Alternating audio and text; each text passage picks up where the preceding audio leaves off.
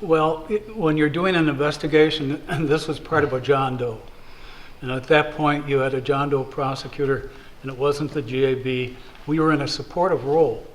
The GAB is much like a law enforcement agency.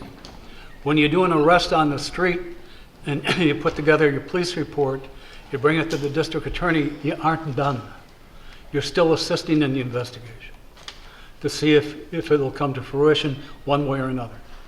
So I don't have a problem with the way we played that role. It obviously angered one specific party.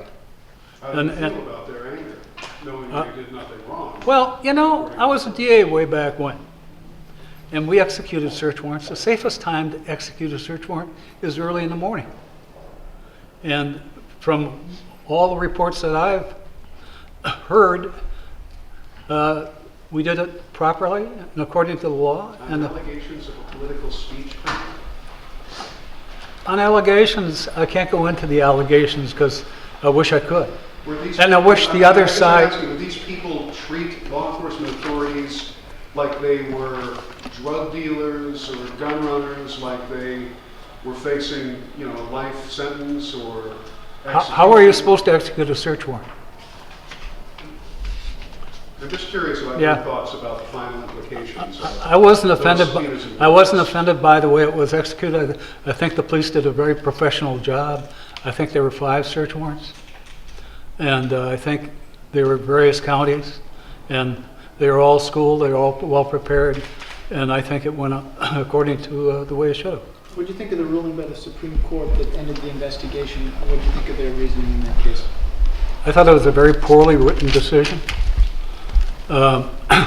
Judge Gableman does not distinguish any of the prior cases, and he goes out and creates a whole new body of law.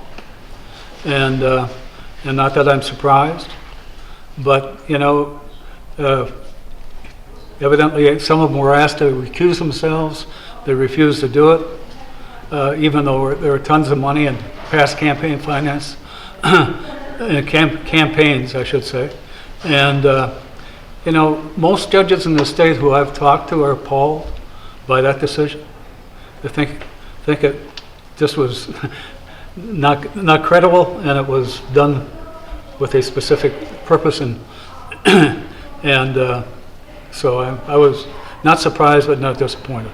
You think Gableman and Prosser should have refused? I think probably Gableman, Prosser, Ziegler, and Rogensack probably all should have recused themselves. You know, trial judges, I was there for 17 years, anytime there's any hint of a potential conflict of interest, you get off the case. You don't wait for somebody to file an affidavit of prejudice or ask for a motion to recuse yourself. You already know it, and you get off the case, and that protects the system. It gives it integrity. And right now, I think the Supreme Court has a problem with their integrity.